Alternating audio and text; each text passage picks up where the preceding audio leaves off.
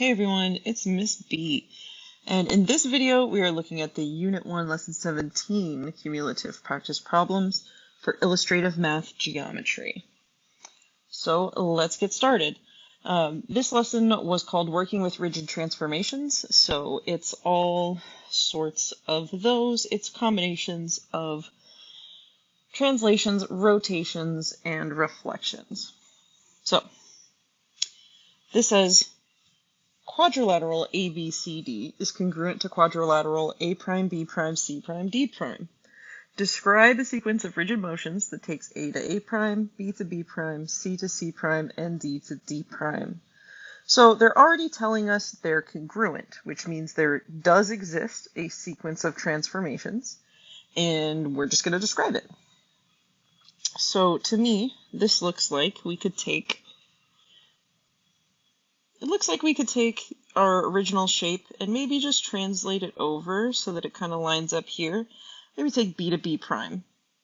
Because I know that if B actually lands on top of B prime, I can probably rotate this. Because it does look like this shape just got tipped over on its side. So, that does mean I have two pieces here and I want them to end up in that same spot. So if I have them land on top of each other, I can then actually rotate around that point, since rotating around the point means it won't move. So that's what I'm going to describe here. So I'm going to say translate, zoom out a little, translate, not in the thick pen, I want to have enough room to write, translate A, B, C, D. So that B, and some of the language they're going to use in illustrative math is the word coincide, which just means to land on top of. So I'm going to say so that B coincides with B prime. Bonus English lesson here. Coincide is related to the word coincidence.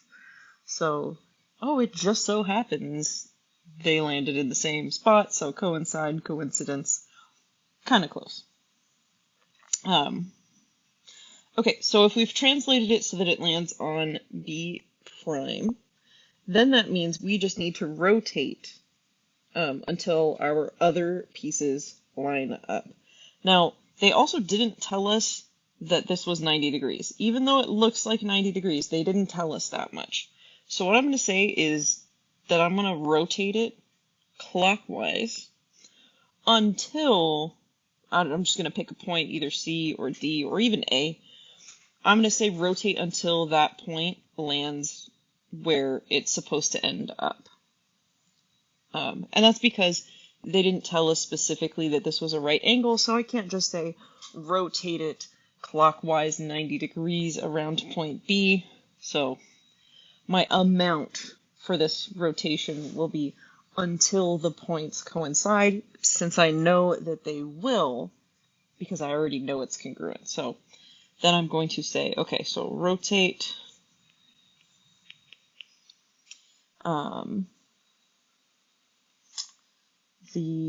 we'll just say rotate the image, because I'm not going to try to name the in-between image. Clockwise. And technically you could say counterclockwise for this as well, because we're only rotating until two of our other points coincide. So it's just going to be that the shorter direction is clockwise. So rotate the image clockwise around B prime, and we'll just use C. So until C coincides with C prime. So those are our two things. We want to translate and then we want to rotate. And if you're comfortable saying that's 90 degrees or your teacher is comfortable with that, that's up to them. it is safer to just say to rotate the image until they land on top of each other or coincide. So that's question number 1. Question number 2, we're going to select all transformations that must take any point A to any point B. So this is not giving us anything specific in terms of locations for A and B, and it's not talking about the shape above. It's just asking which of these things are going to take a point to a specific other point. So if I just rotate something 180 degrees around one of the points, I don't necessarily know that that's actually going to take it to another point. It could, but it doesn't have to. Rotating around B, same idea, we don't know. This one, on the other hand, our next option, is to rotate 180 degrees around the midpoint of segment AB. So that means we would draw a segment between those 2 points, if it doesn't exist already, and then rotate 180 around the midpoint. And this actually does work for any points A and B. It has to work because A, the midpoint, and B would all make a straight line, rotating at 180 degrees, especially it being a midpoint. The 2 sides of this segment would have to be congruent, and then our 2 segments would land on top of each other because they make the 180 degree angle, which is a straight angle is what we call that, and then they would be rotated by that and land on top of each other, so it does have to work.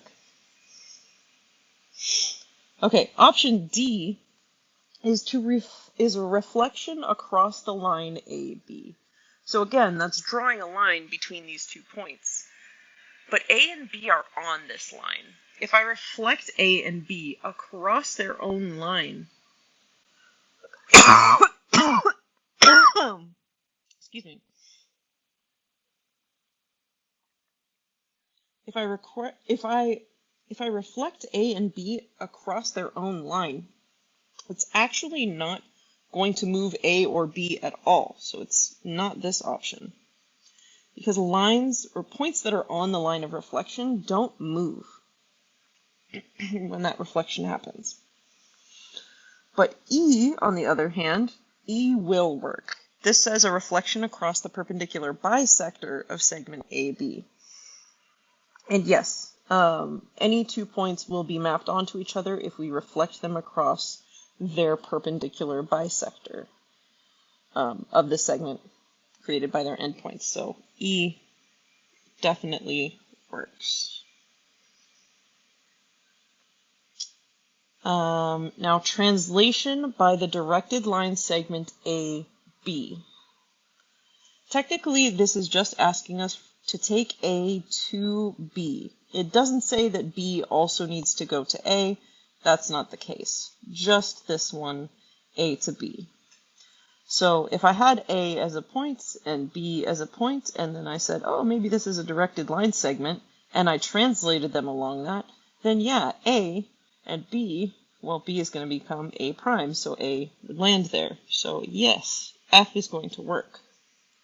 But if we use BA, as it says in option G, that's going to move any point B onto the point A, but that's also not what they were asking us for. So the only 3 options that work here are C, E, and F. All right, let's move to problem number 3. I have triangle ABC is congruent to triangle A prime, B prime, C prime. Describe a sequence of rigid motions that takes A to A prime, B to B prime, and C to C prime. Okay, so it looks like a very, very similar transformation as the one we had above for question 1 will work. So we can essentially translate this until 2 of our points line up. and then rotate around those points that are lined up until two of our other points line up. Now, the only reason that works is because I noticed it's A and then B and then C as I go around in this direction, and A and B prime and C prime.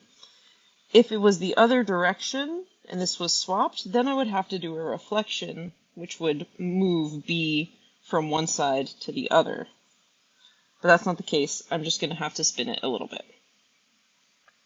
So, we're going to say translate triangle ABC.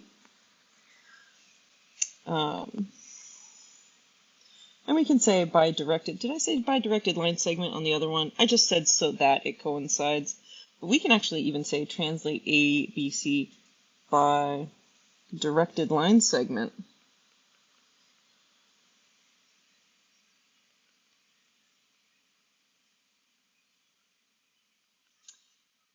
A prime. That has the same result as saying translate the triangle so that A coincides with A prime. Both of those are correct ways to state that, and both of them they're kind of interchangeable for these. We're going to do the same thing then afterwards. We're going to rotate the image.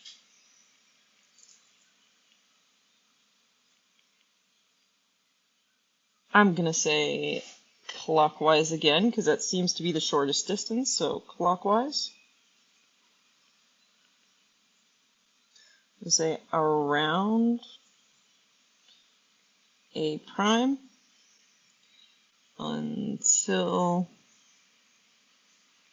C coincides with C prime. Now, if I wanted to be incredibly specific, I would say until the image of C coincides with C prime, because technically it would be the image of C, since the original C would remain in its place.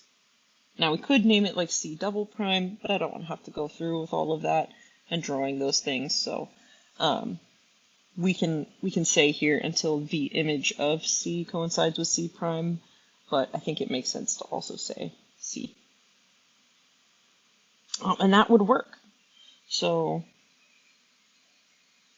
those are our two transformations. Now you could rotate first, but I find doing rotations incredibly difficult when I don't have two of my points already lined up, because it's easiest to then not move that point. So I highly suggest translating first before you do a rotation, so that you have the point that lines up, and then you can use that as your center of rotation. Okay, moving on. Problem number 4, so we're going to flip the page. A triangle has rotational symmetry that can take any of its vertices to any of its other vertices. So it can spin completely. I can take my top angle to the bottom left or the bottom right or back to itself just by rotating it. So we have to select some conclusions that we can reach from this. Now, if I'm rotating something, that means I need to be able to spin it and for it to connect with any of the sides and any of the vertices. So all of the sides need to be the same length. Otherwise, if all the sides were not the same length, it actually might not have rotational symmetry at all, being a triangle. So if it had an even number of sides, it could possibly work in certain situations, but we're not going to go into that. This is a triangle. We also need to have that all of the angles have to have the same measure, because they need to map onto each other after we spin it, so they need to match up. Okay, so let's look at some other things here. All rotations take one half of the triangle to the other half. Not really. It's going to take the triangle in chunks, like in thirds is how we're probably going to rotate it. So by 120 degrees, And that's not going to take half of the triangle to the other half. That would be if it had reflectional symmetry, or we were reflecting across a line of symmetry. So we're not with rotation. Rotations won't do that. It is a right triangle. Well, we know that all the angles have to have the same measure, and on a flat surface, it is not possible for us to have a triangle with 3 90-degree angles. So that one is not going to be correct. For E, E says none of the sides have the same length, and F says none of the angles have the same measure. Those are definitely incorrect as well, so we're just going to have choices A and B here. And this would mean that this triangle is equilateral.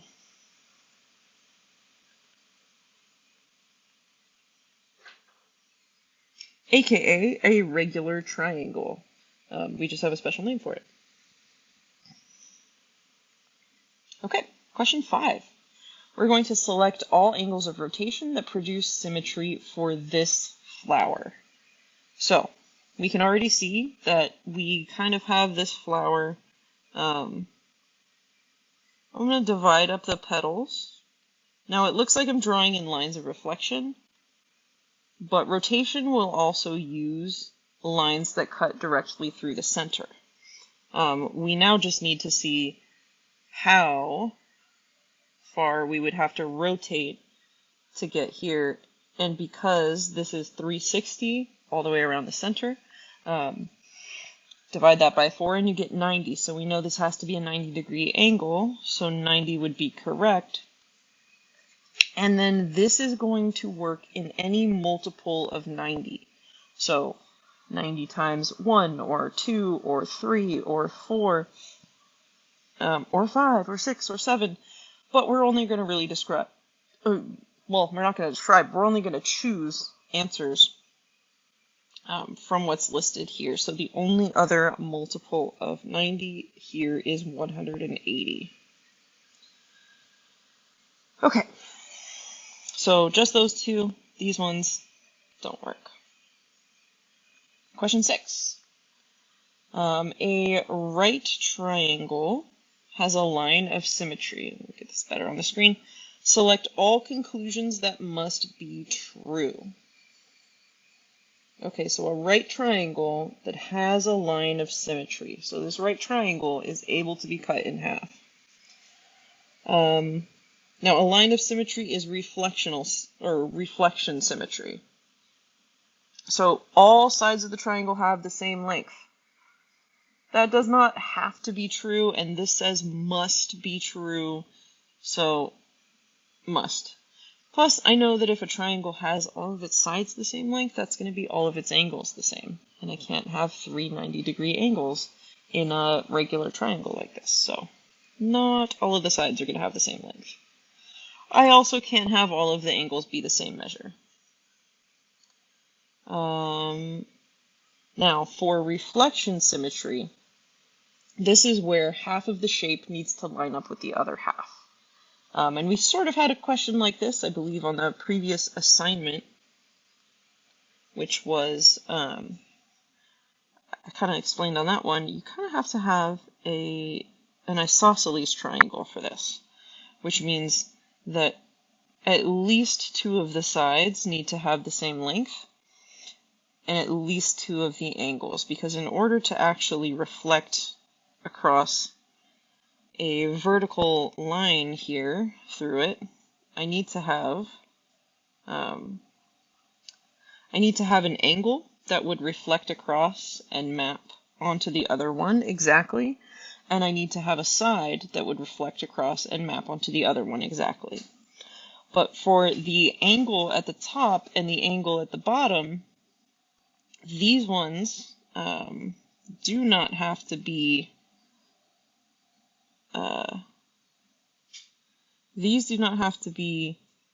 congruent. I didn't mean to draw it on there. I wanted to draw it here.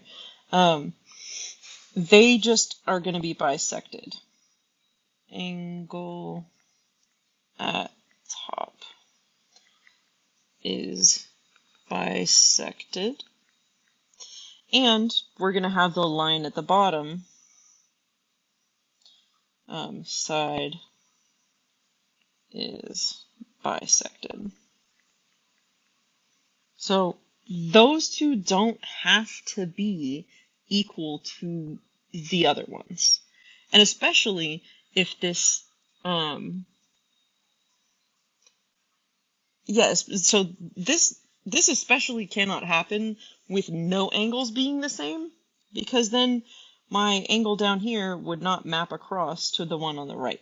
So I have to have at least two that line up. So we're going to cross out no sides and no angles, so it at least has to be C and D. Now it is possible for all sides and all angles to be the same, but it does not have to be. And that's why our answer here is only C and D. Even though A and B could be true, we're looking at that word must. And so the only two that must be true are C and D. Okay, we're almost done, 2/3 of the way there. We have 3 problems left to go, so let's move on to number 7. Okay, in quadrilateral BADC, they're just choosing to name it in a weird order, BADC, but this is still ABCD if you name it in the other direction. So in this quadrilateral, AB is equal to AD, so I'm going to put those marks here. AB is equal to AD, and BC is equal to DC, so I'm going to put some congruence marks here as well, just to show which pieces are equal to what. The line AC is a line of symmetry for this quadrilateral, and so based on the line of symmetry, we want to explain why angles ACB, so ACB, and ACD. So these angles, I'm going to try to highlight them, but they're kind of very small. They're not the angles at the top of the shape like we kind of had last time. They are angles formed right in here. So they're saying, hey, please explain why this angle has to be the same as this one. Basically, please explain why it is bisected. So, if that is a line of symmetry, it means that we can reflect across it and the figure will map onto itself.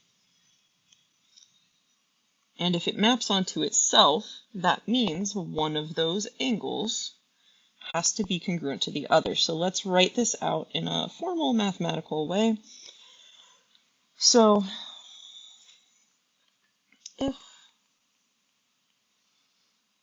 you reflect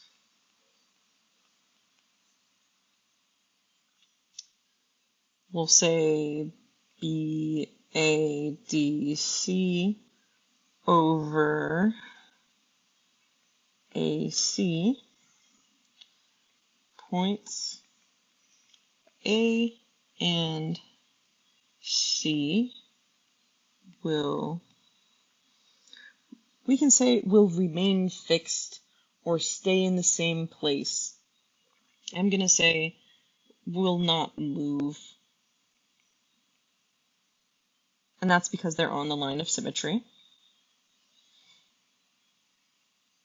We can then say the reflection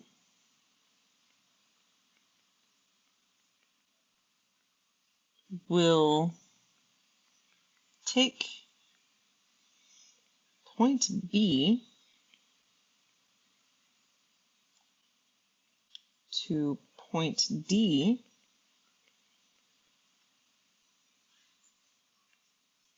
and if it's a line of reflection, or a line of symmetry, we know that it is a line of reflection that will map them onto each other. So we can just state that. So because of that, it's going to map this angle onto the other angle. So how can we word that? well, it's basically going to keep this green angle the same.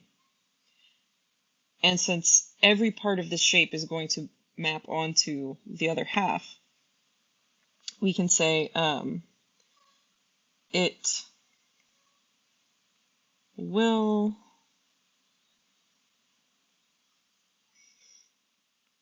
take angle ACB to angle ACD and reflections preserve angle measure.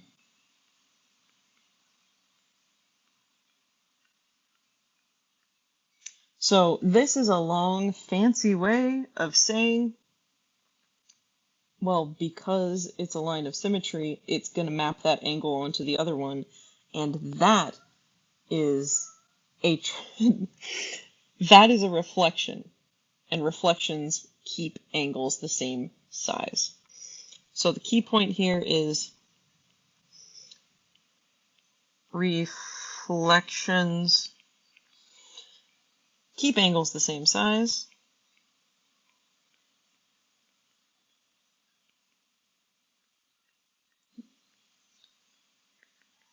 That's what I meant by they preserve angle measure. That's just the formal way of saying that. And then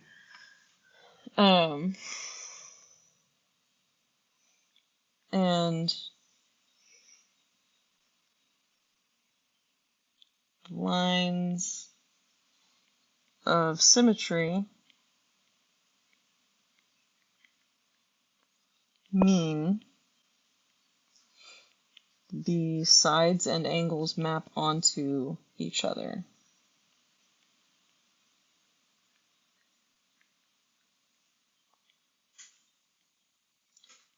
Onto each other via reflection. I feel like I even made this longer-winded and mathematical, but hopefully it makes a little bit more sense. Reflections keep your angles the same size, and because it's a line of symmetry, we know that it's going to use a reflection to map onto itself.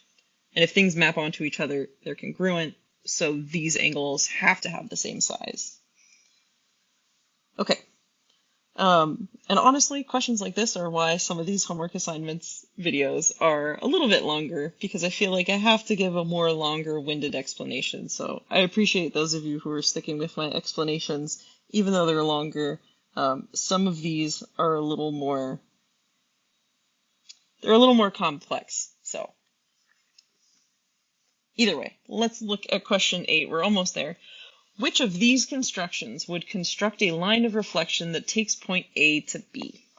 Well, if there's one thing I know about the line of reflection, it is that the line of reflection is a perpendicular bisector of that segment. So, constructing the midpoint. Well, not quite. It might help, but it's not gonna make the line of reflection, so I'm going to say not constructing the midpoint. Oh, hey, constructing the perpendicular bisector of segment AB, that would make that line. Construct a line tangent to circle A with radius AB. No, that's not going to help us either. And we haven't even talked about what being tangent to a circle means. It just means touching it in one point, but still. Constructing a vertical line passing through point A and a horizontal line passing through point B.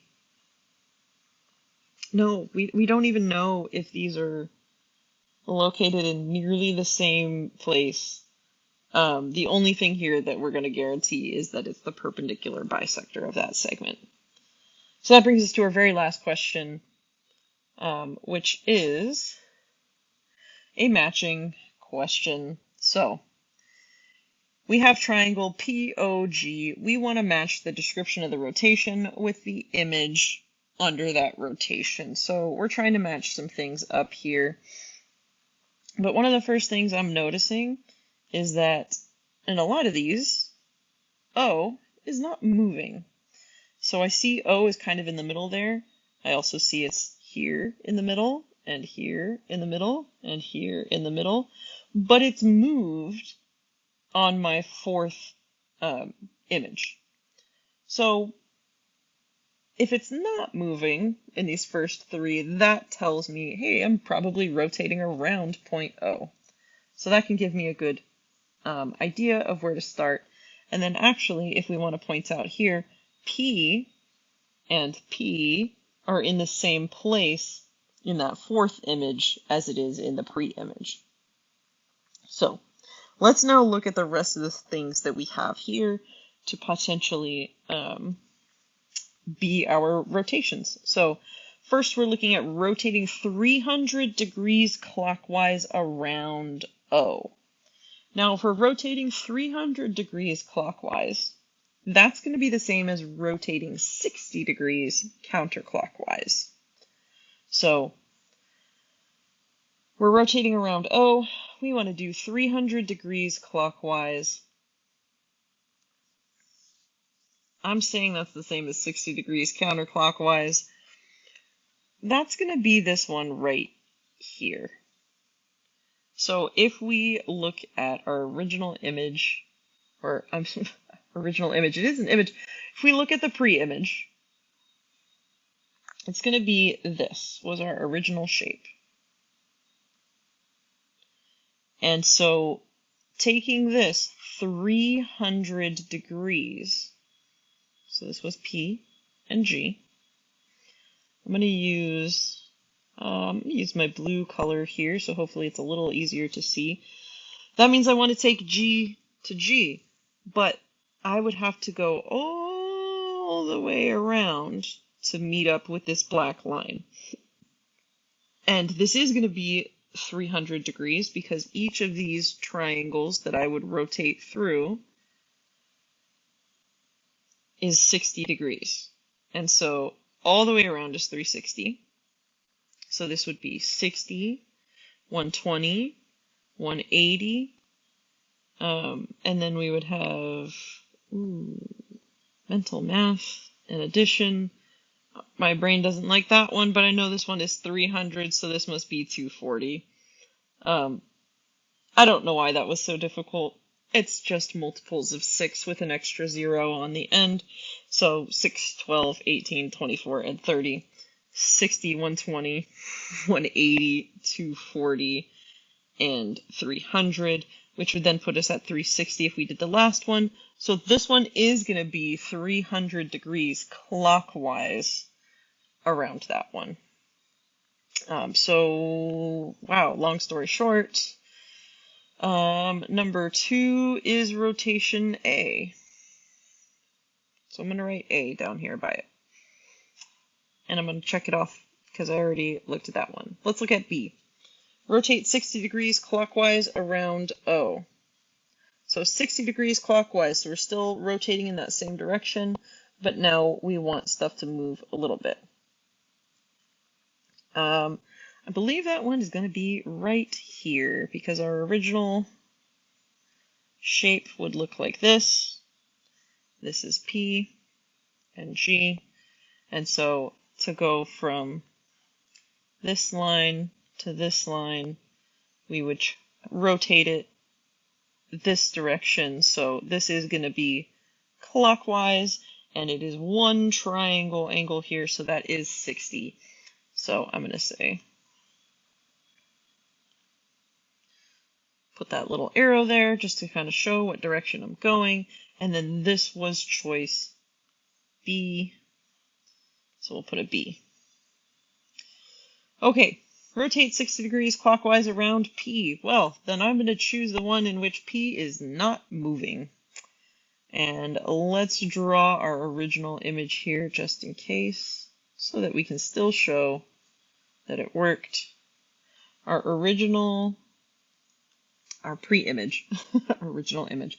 Our pre-image is right here. And so is this 60 degrees around